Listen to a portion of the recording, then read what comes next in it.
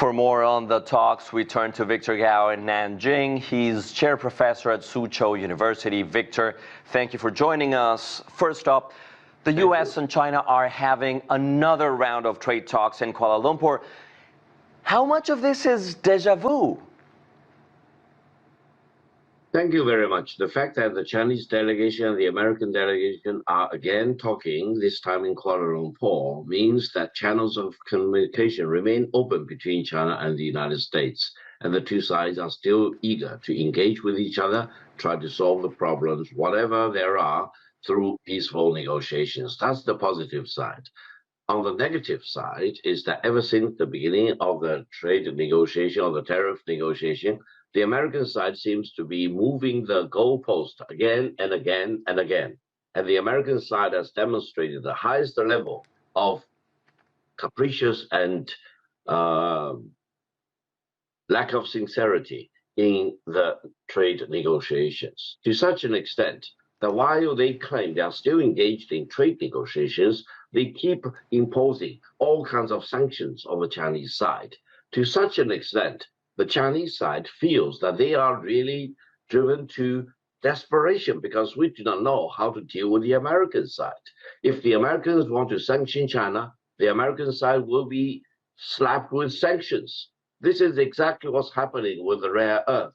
Exactly. Victor, I want to ask you about this because China's rare earth controls hit hard, right? And the U.S. is threatening with heavy tariffs. Who's really playing the power card here?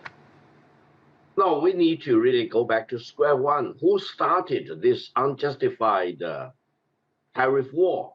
China didn't start it. The rest of the world didn't start it. It is the American government which started this tariff war against not only China, but against the rest of mankind. The United States is holding a gun at the head of all the countries in the world, including at the head of China, trying to issue one ultimatum after another. And in its discussions with China, they not only keep moving the goalpost again and again, they also demonstrated the highest level of capriciousness and lack of sincerity in dealing with the negotiations. While the tariff negotiations have been going on, they slapped sanction after sanction after sanction on one and another and so many other items, to such an extent China feels fully justified to slap back sanctions against the United States. Now China's position is very clear. If you want to buy rare earth from China for commercial purposes, non-military purposes, there will be a process for you to apply, for China to review the application, to approve, and for you to abide by the regulations. If you want to buy rare earth from China for military use, there will be no single iota of rare earth to be sold by China to you for military use. And along these lines, I want to ask you, Victor, about these talks, because are they a genuine reset of the supply chain or just the world's longest game of who blinks first? China will never blink. I hope Washington will really realize from whatever I say, China will never blink. If the United States wants to impose additional 100% tariff on China, the Americans will be hit with close to 100% tariff on the American goods exported to China.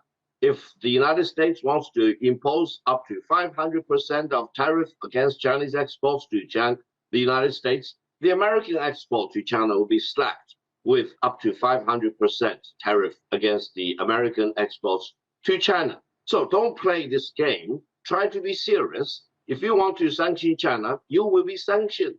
That's the basic point. Don't push around China.